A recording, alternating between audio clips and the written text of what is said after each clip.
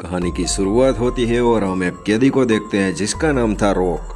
और उसकी सज़ा पूरी हो गई थी, इसीलिए वो जेल से रिहा हो गया था। दोस्तों, मैं आलू चालू या जिला चालू बातें नहीं करूंगा क्योंकि मैं मूवी की मेन बातें देखना ही पसंद करता हूँ।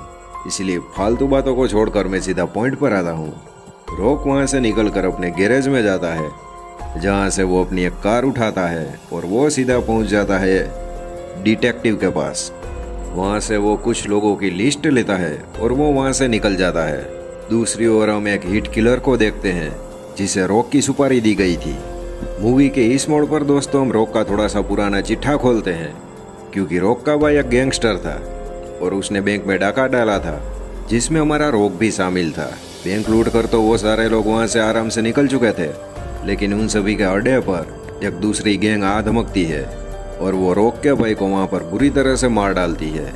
एक गैंगस्टर रॉक पर भी गोली चला देता है, लेकिन अच्छी किस्मत के कारण रॉक वहाँ पर बच जाता है।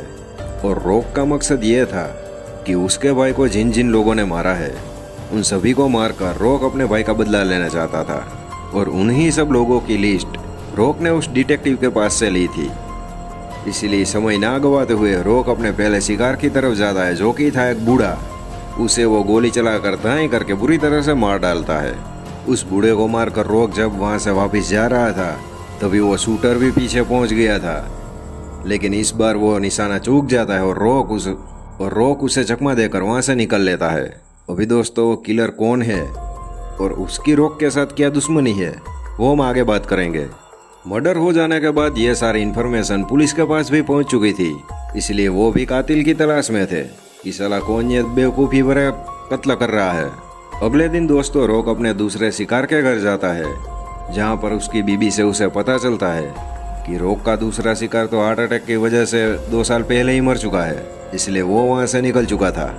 अभी दोस्तों रॉक का तीसरा शिकार था सामने वाली गैंग का बॉस, जो कि एक पब में फुल ऑन इंजॉयमेंट के चक्कर में था।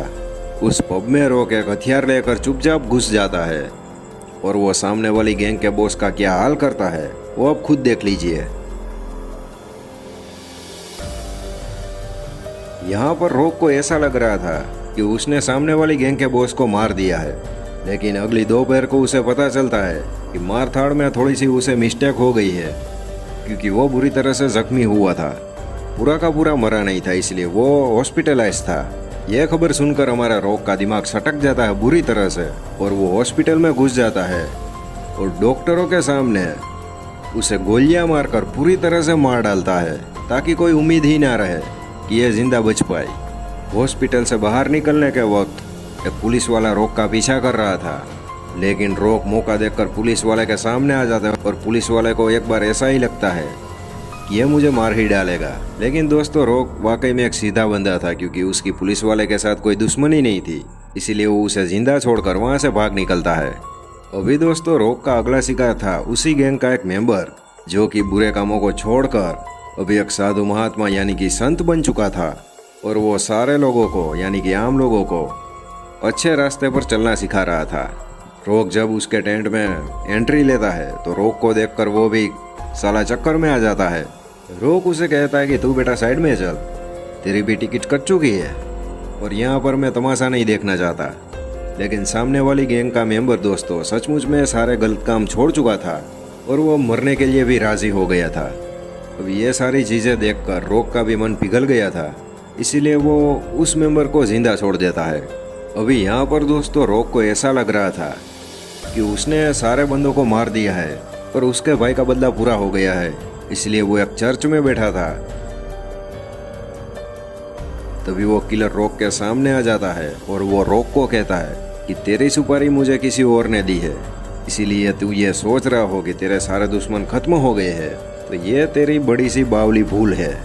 इन्हीं बातों के चक्कर में एक पुलिस वाला वहां पर पहुंच जाता है और वो किलर को कहता है कि साला गन नीचे कर दे वरना मैं तुझे उड़ा डालूंगा। इसलिए किलर अपनी गन नीचे कर लेता है और दोस्तों ये वही पुलिस वाला है जिसे रॉक ने हॉस्पिटल में जिंदा छोड़ दिया था।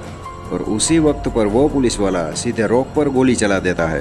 और दोस्तों यहाँ पर पहले का सीन दिखाया जाता है जिसमें रॉक के भाई को तो गैंग मेंबरों ने मार डाला था, लेकिन उस गैंग का मेन बॉस ये पुलिस वाला था और पहले भी इसने रॉक पर पीछे से वार किया था यानी कि गोली चलाई थी।